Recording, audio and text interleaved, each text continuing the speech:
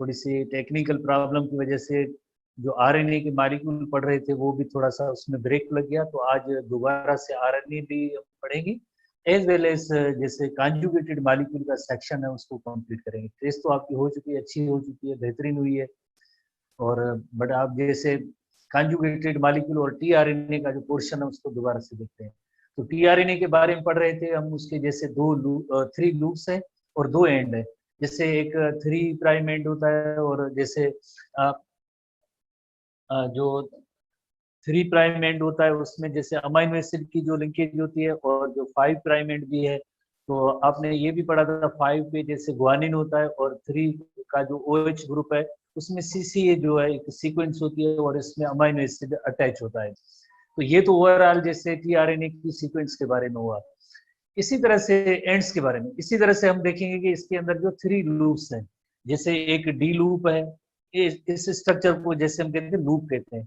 जैसे एक T loop है, जैसे थीटा लूप भी कहते हैं। और जैसे एक मिडिल लूप है, जैसे मिडिल लूप कहते हैं। जैसे मिडिल लूप के बारे में जैसे आप स्टूडेंट को मालूम है कि यहाँ पे जैसे मैसेंजर आरएनए आता है ना, एमआरएनए जब भी डीएनए से इंफॉर्मेशन लेके आता है तो राइबोसोम में आता है। राइबोसोम्स में अमाइनो एसिड्स जो freely scattered amino acid cytoplasm में पड़े होते हैं, टीआरएनए उनको लाते हैं। तो टीआरएनए का ये जो एंड होता है इसमें जो है, तो ये मिडिल लूप के अंदर भी जैसे हमने पढ़ा था, बेस भी जैसे 7 है, बट उसमें मिडिल ऑफ 3 जो होते हैं वो एंटी कोडान बनाते हैं। जैसे एमआरएनए में एयूजी है, फॉर एग्जांपल एमआरएनए में कोडान अगर एयूजी है तो कॉम्प्लीमेंट्री जो टीआरएनए होगा यहाँ पे यकीनन यूएसी होगा। इसी तरह से ये सीक्वेंस भी दी गई है। जैसे ये एमआरएनए की सीक्वेंस है, फॉर एग्जांपल जीएजी है, तो उसमें सीयूसी जो है कॉम्प्लीमेंट्री टीआरएनए का होगा। तो ये जो लूप है, this loop is called the middle loop, और उसमें एंटी कोडान होता है। एंटी कोडान इसकी की पॉइंट थी। इसी तरह से एक डी लूप है और टी लूप है, इसकी भी कैरेक्टरिस्टिक फीचर्स है। तो आई थिंक हमने काफी सारी इसमें जो पॉइंट्स पढ़ी थी काफी सारी पॉइंट्स पढ़ी थी इसमें डी लूप की भी। और जैसे 3 लूप्स आई थिंक ये पढ़ी थी हमने। 3 लूप्स में मिडिल लूप जो है tRNA composed of 7 bases, the middle 3 are which anticodon जो अभी हमने डिस्कस किया, और complementary to specific codon of mRNA. D loop recognizes the activation enzyme. हमारे एनटीपी के अंदर जस्ट एक ही वर्ड लिखा हुआ है एक्टिवेशन एंजाइम, बट ये एक्टिवेशन एंजाइम थोड़ी सी इसकी डिटेल है जो रेगुलर और फुल एंट्री टेस्ट के स्टूडेंट है उन्होंने जैसे पढ़ा है, बहुत ही अच्छे तरीके से पढ़ा है कि ये activation recognises the activation enzyme. Activation enzyme जो होता है वो अमाइन एसाइल टीआरएनए सिंथेज होता है, उसके बारे में बात हो रही है। और ये अमाइनो एसिड और टीआरएनए का जो कॉम्प्लेक्स है उसको रिकॉग्नाइजेशन उसकी रिकॉग्नाइज करता है ताकि वो आए राइबोसोम में आए टीआरएनए। तो उसको रिकॉग्नाइज करने के लिए जो एंजाइम होता है एक्टिवेशन एंजाइम है उसको जो रिकॉग्नाइज करता है। जैसे आपको पता है कि मैसेंजर आरएनए तो डीएनए से आया था, राइबोसोम के साथ अटैच हुआ, बट जो टीआरएनए होता है टीआरएनए अमाइनो एसिड के साथ आके राइबोसोम में आता है। तो राइबोसोम में आएगा तो एक एंजाइम होगा वो इसको रिकॉग्नाइज करेगा इस टीआरएनए और अमाइनो एसिड कॉम्प्लेक्स को। तो जस्ट डी लूप के बारे में इतना सा एक छोटा सा टर्म में ज्यादा डिटेल नहीं है। जो आपकी ग्रुप्स में जो थोड़ी सी पॉइंट शेयर की गई थी वो थोड़ी सी इनकी डिटेल है, याद करने की जरूरत नहीं है। आप भले याद ना करें बिकॉज इंटर क्लास में थोड़ी डिटेल वाला टॉपिक मौजूद है। इत्तेफाक से इस बार स्टूडेंट ने पढ़ा और वो माइनस हो गया, बट इसका फंक्शन जो है वहां पे हायर क्लास में थोड़ी सी डिटेल में है। यहाँ पे सिर्फ आपको ये नोट करना है, it recognises the D loop recognizes the activation enzyme, बस इतना ही याद करना है। उसके बाद जैसे एक और भी लूप, जैसे डी लूप के बाद एक और लूप है theta loop, R T arm T T stands for theta, specific place on the ribosome for binding during protein synthesis. There is at least one tRNA molecule for each 20 types of जैसे theta, जैसे theta या T जो arm है recognize the specific place on the ribosome for binding during protein synthesis.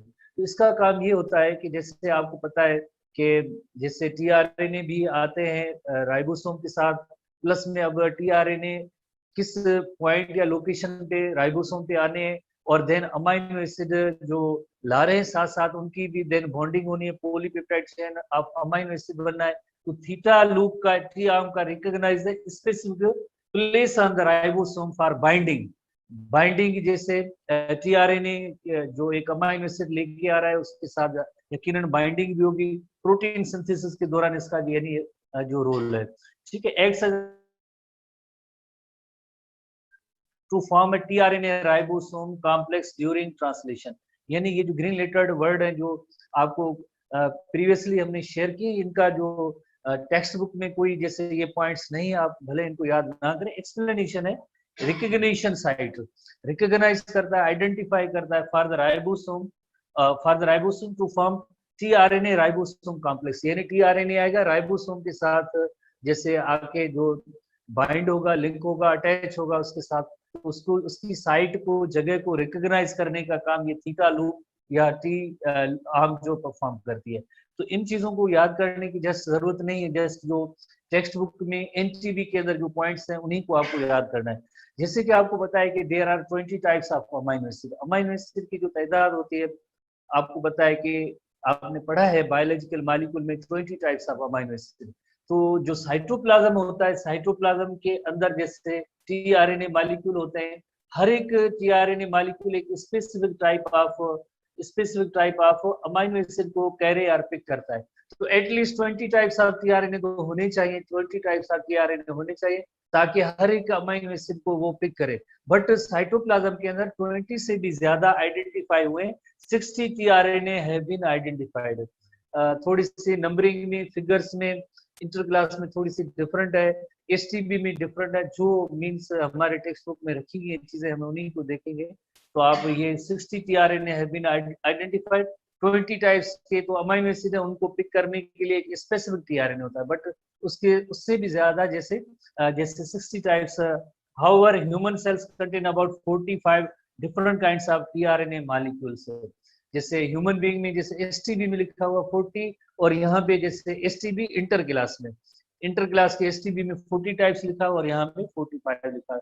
Research होती है, नई editions आते हैं, कोई चीज नई मिलती है तो इस तरह से बुक में भी वो नए नए टर्म्स तादाद आ जाती है। बट हम जैसे जाहिर है जो एक तो सवाल ऐसे नहीं होंगे, आप ये थोड़ी सी चीज में जहन में रखना कि अगर जिनका एक बुक में एक फिगर है, दूसरे बुक में दूसरी फिगर है, तो ऐसा सवाल जो बनाने वाले होंगे एटलीस्ट नहीं देंगे, या देंगे तब जैसे फॉर एग्जाम्पल उनको 45 ऑप्शन जो सही करना है, जैसे आप स्टूडेंट के जहन में ये कि हम किस पे टिक करें या सही जवाब क्या होना चाहिए।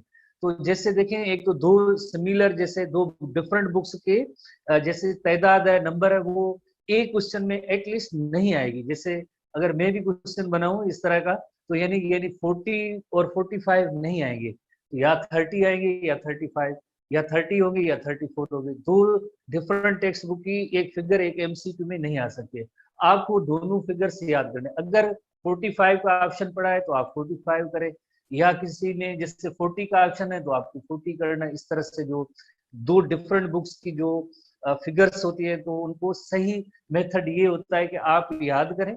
फिर अगर दो नहीं होंगे, दो ऑप्शन ऐसे नहीं होंगे, बट अगर है भी तब भी तो आपको तो याद है, आप उस पे जो है राइट पे ऑप्शन पे जाएंगे। इसी तरह से each transport specific amino acid for cytoplasm to the surface of ribosome for protein synthesis. आपको पता है कि ये जो टीआरएनए मॉलिक्यूल होते हैं, राइबोसोम में आते हैं। राइबोसोम में जैसे यहाँ पे एमआरएनए के अंदर सारी इंफॉर्मेशन होती है, उसकी अकॉर्डिंगली अमाइनो एसिड लाते जाएंगे और polypeptide chain of amino acid बनती है, जिससे हम कहेंगे प्रोटीन सिंथेसिस। तो इस तरह से जो है टीआरएनए का रोल होता है। टीआरएनए का एक बहुत इंपॉर्टेंट रोल है ट्रांसफर करना। क्या साइटोप्लाज्म के अंदर अमाइनो एसिड्स जो पड़े हैं उनको राइबोसोम तक ले आने का काम करेक्टली, ऐसे नहीं अपनी चॉइस से। करेक्टली का मतलब होता है कि यानी जो एमआरएनए के अंदर जो ऑर्डर सीक्वेंस तरतीब होती है, उसकी अकॉर्डिंगली जैसे अमाइनो एसिड आते जाएंगे और एक correct polypeptide chain of amino acid बनाने में टीआरएनए का भी एक इम्पोर्टेंट रोल होता है। ठीक है, तो इस तरह से जो है there are 3 types of tRNA हमने पढ़े, डायग्राम भी पढ़ी, और इसी तरह से ये ऐसी पॉइंट्स या इलस्ट्रेशन डायग्राम्स आपके पास इससे पहले से मौजूद है। जैसे आप देखें, ये जो टीआरएनए कॉम्प्लेक्स है जिसमें एक एंड पे ये अमाइनो एसिड है, अमाइनो एसिड मौजूद है, और दूसरे एंड पे इसका ये एंटीकोडॉन मौजूद है। अमाइनो एसिड एंटीकोडॉन मौजूद है, और ये जो मॉलिक्यूल है इस मॉलिक्यूल का नेम है टीआरएनए मॉलिक्यूल है। ये टीआरएनए मॉलिक्यूल वन एंड पे जैसे अमाइनो एसिड है, अनदर एंड पे जैसे एंटीकोडॉन है, एंटीकोडॉन है। एंटीकोडॉन कॉम्प्लीमेंट्री होता है एमआरएनए के। जैसे अगर देखें एमआरएनए में इंफॉर्मेशन यू यू यू है तो इसका एंटीकोडॉन होगा ए ए ए। अगर एमआरएनए में इंफॉर्मेशन यूसीजी है तो एंटीकोडॉन इसका होगा एजीसी। इसी तरह से आप देख रहे हैं कि हर एक टीआरएनए होता है एक अमाइनो एसिड को पिक करता है, तो इसी तरह से अमाइनो एसिड एक दूसरे के साथ जो इंफॉर्मेशन एमआरएनए की अमाइनो एसिड की जो यहाँ पे राइबोसोम में आके असेंबलेज होगी और बॉन्ड बनता जाएगा और एक polypeptide chain of amino acid होगी। जो इंस्ट्रक्शन एमआरएनए की सीक्वेंस में मौजूद है उनके अकॉर्डिंगली ये जैसे बनते जाएंगे polypeptide chain of amino acid. इस तरह से जो है प्रोटीन सिंथेसिस का अमल होता है। हायर क्लास में जैसे इंटर क्लास में इसका एक फुल चैप्टर भी मौजूद है, वहां भी डिस्कस। ये जो मॉलिक्यूल है जैसे राइबोसोम का मॉलिक्यूल, जिसके दो सब यूनिट्स है आपको पता है, एक लार्जर है एक स्मॉलर सब यूनिट है। उसमें जो प्लेस और पॉइंट्स हैं 3 प्लेसेस होती हैं। जैसे इसमें तो 2 शो की गई, जैसे एक APE साइट्स होती है हायर क्लास में। तो जाहिर है जैसे हमने पढ़ा है डिस्कस किया है कि यानी टीआरएनए अमाइनो एसिड सबसे पहले जैसे ये आएंगे भी सही इसमें, जैसे स्मॉलर सब यूनिट और एमआरएनए टीआरएनए, और उसके बाद लार्जर सब यूनिट आएगा तो एक कॉम्प्लेक्स बनता है। ये डिटेल आगे मौजूद है। इस पॉइंट पे अगर बायोलॉजिकल मॉलिक्यूल में देखा जाए तो सिर्फ टेक्स्ट बुक की जो पॉइंट्स है आप उनको देखना है, समझना है। जेनेटिक कोड भी आपको याद नहीं करना है, जेनेटिक कोड हायर क्लास में याद करने की जरूरत थी बट इस साल तो नहीं हुआ ये काम। ठीक है, उसके बाद जैसे अब हम नेक्स्ट जो हेडिंग है वो कॉन्जुगेटेड मॉलिक्यूल है। जैसे देखें एक होता है पॉलीमर होता है, दूसरा होता है कॉन्जुगेटेड मॉलिक्यूल, दोनों में फर्क है। पॉलीमर में जैसे अगर आप देखें पॉलीसेक्राइड पॉलीमर है, वो किसका बना हुआ है, छोटे छोटे उनके सब यूनिट्स हैं जिन्हें हम कहते हैं मोनोमर। सब यूनिट को कहेंगे मोनोमर। जैसे सेल्यूलोस है उसके अंदर ग्लूकोज ग्लूकोज ग्लूकोज लिंक है। ग्लाइकोजन है ये भी एक पॉलीमर है, बिकॉज उनके सारे एक जैसे यूनिट्स हैं, सेम सिमिलर यूनिट्स है। जैसे प्रोटीन पॉलीमर है, अमाइनो एसिड का बना हुआ है, प्रोटीन पॉलीमर है अमाइनो एसिड का बना हुआ है। इसी तरह से जो न्यूक्लिक एसिड्स हैं ये पॉलीमर है, किसके बने हुए हैं, न्यूक्लियोटाइड्स के बने हुए हैं। इसी तरह से आप लिपिड्स देखें पॉलीमर है, फैटी एसिड एंड ग्लाइसरॉल के बने हुए, फैटी एसिड एंड ग्लाइसरॉल के बने हुए। तो ये पॉलीमर मोनोमर के बने होते हैं। बट कॉन्जुगेटेड मॉलिक्यूल होता है, एक कॉन्जुगेशन लफ्ज की मीनिंग होती है यूनियन, या जिस तरह से हम कहें कि दो डिफरेंट मॉलिक्यूल। पॉलीमर में सारे उनके मोनोमर एक जैसे थे, बट यहाँ पे दो डिफरेंट मॉलिक्यूल्स हैं, उनकी कॉम्बिनेशन से एक अनदर जो मॉलिक्यूल जो बनता है उसे हम कहेंगे कॉन्जुगेटेड मॉलिक्यूल। लफ्ज कॉन्जुगेशन की मीनिंग होती है यूनियन। जैसे किसकी यूनियन, जैसे दो डिफरेंट जैसे पहले से ही जो मॉलिक्यूल बने हुए हैं, जैसे कार्बोहाइड्रेट प्रोटीन पहले से बने हुए हैं, तो कार्बोहाइड्रेट और प्रोटीन की कॉम्बिनेशन से जैसे ग्लाइकोप्रोटीन बनता है। लिपिड एंड कार्बोहाइड्रेट जैसे ग्लाइकोलिपिड है, लिपिड एंड प्रोटीन लिपोप्रोटीन है। इसी तरह से प्रोटीन एंड न्यूक्लिक एसिड तो हम उसे कहेंगे न्यूक्लियो प्रोटीन। ऐसी 4 कैटेगरीज मौजूद हैं जिनको आप वर्ड से भी जैसे आइडेंटिफाई कर सकते हैं कि इसकी मीनिंग क्या हो सकती है, या ये जो मॉलिक्यूल है ये किस चीज का बना होगा। वर्ड से अगर आप वर्ड को ही ब्रेक करेंगे तब भी मीन्स उसमें मीनिंग आ ही जाती है। जैसे कॉन्जुगेटेड मॉलिक्यूल टर्म है, सबसे पहले टर्म है conjugated molecule. Molecules when joined by other kinds of molecule are called as conjugated molecule. Example है जैसे ग्लाइकोलिपिड। तो जहां भी बायोलॉजिकल मेडिकल साइंस में ग्लाइको लफ्ज इस्तेमाल होता है, ग्लाइको लफ्ज की मीनिंग होती है कार्बोहाइड्रेट। ग्लाइकोलिपिड तो आप सोचेंगे यकीनन आपको ऐसा टर्म आप ब्रेक करेंगे तो उसकी डेफिनेशन या मीनिंग आ ही जाएगी। ग्लाइकोलिपिड यानी एक ऐसा कंजुगेटेड मॉलिक्यूल है जो मींस कार्बोहाइड्रेट और लिपिड की कॉम्बिनेशन से बना है, कार्बोहाइड्रेट और लिपिड की कॉम्बिनेशन से बना है। ठीक है, हम जैसे कहेंगे इसमें रीजनिंग नहीं है, एनालिसिस नहीं है, इक्वेशन नहीं है। हम ये टर्म सामने पड़ा है, आप ब्रेक करें लफ्ज को, इसको याद करें, यही बायोलॉजी होती है। और जैसे इसमें जो इतनी ज्यादा जैसे कहें ना ये डेफिनेशन टाइप जो सवाल होते हैं तो उसमें लॉजिकल बात कोई नहीं होती। जैसे ग्लाइको प्रोटीन, ग्लाइको अगेन जैसे कार्बोहाइड्रेट, कार्बोहाइड्रेट प्रोटीन की कॉम्बिनेशन से glycoprotein. Lipoprotein, lipo refers to lipid, lipid and protein की कॉम्बिनेशन से लिपोप्रोटीन बनता है। Nucleoprotein, nucleo refers to nucleic acid plus protein, nucleic acid और प्रोटीन जो न्यूक्लियो प्रोटीन बनाते हैं। तो इसी तरह से ये चार जो है कॉन्जुगेटेड मॉलिक्यूल हैं। एसटीबी भी मौजूद है एज वेल एज एनटीबी भी मौजूद है। तो काफी इसमें जो एनटीबी के अंदर अच्छी जो हेडिंग्स मौजूद हैं और हम इनको एनटीबी से डिस्कस करते हैं। कॉन्जुगेटेड मॉलिक्यूल में सबसे पहली कैटेगरी है ग्लाइकोलिपिड्स, जैसे ग्लाइकोलिपिड्स और कॉम्प्लेक्स लिपिड कंटेनिंग वन और more simple sugars. Because glyco part किसको शो करता है? ग्लाइको पार्ट कार्बोहाइड्रेट और शुगर को शो करता है। और दूसरा कंपोनेंट क्या होगा? यकीनन इसके साथ ग्लाइकोलिपिड के साथ एक कार्बोहाइड्रेट है, शुगर्स है, और दूसरा कंपोनेंट होगा लिपिड्स होंगे। In connection with long fatty acid और अल्कोहल, लॉन्ग फैटी एसिड और अल्कोहल लिपिड पार्ट है और ये जो ग्लाइको रेफर्स टू कार्बोहाइड्रेट। अब क्वेश्चन ये है कि ऐसे मॉलिक्यूल कहाँ कहाँ पाए जाते हैं, या दूसरे लफ्जों में हम कहेंगे कि इस जो ग्रुप है या क्लास है उसमें कौन से एग्जाम्पल्स हैं, कहाँ कहाँ पाए जाता है। तो glycolipids are present in white matter of the brain. जिन्होंने इंटर क्लास पढ़ी है थोड़ी बहुत तो उनको पता है कि ग्रे मैटर होता है, दूसरा व्हाइट मैटर होता है। ब्रेन और स्पाइनल कार्ड के अंदर ये जाहिर है कंपोजिशन थोड़ी सी अभी फिलहाल आपको जस्ट ये टर्म याद करना है, आगे हायर क्लास में आप पढ़ेंगे।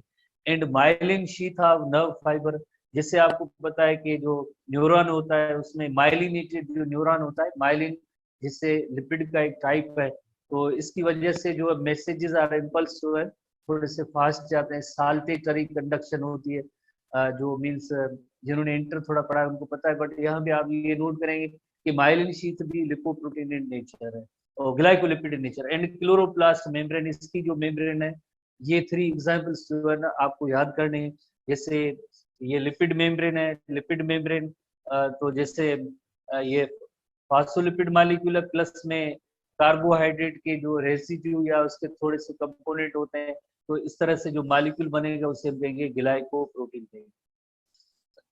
such molecule is called as glycoprotein. Glyco refers to sugar component और ग्लाइकोलिपिड सॉरी, और ये लिपिड है, लिपिड का बाइलेयर। तो इस तरह से जो अब ये मॉलिक्यूल बना उससे हम कहेंगे ग्लाइकोलिपिड। ग्लाइको पार्ट किसको शो कर रहा है? ग्लाइको पार्ट शुगर रेजिड्यू को जैसे, और लिपिड पार्ट जैसे फास्फोलिपिड है, तो इसे लिपिड को हम कहेंगे ग्लाइकोलिपिड। जैसे क्लोरोप्लास्ट की मेम्ब्रेन में भी पाए जाते हैं, myelin sheath of the neuron इसमें भी पाए जाते हैं। इसी तरह से white matter of the brain जैसे उसमें भी व्हाइट मैटर उसमें भी मौजूद है।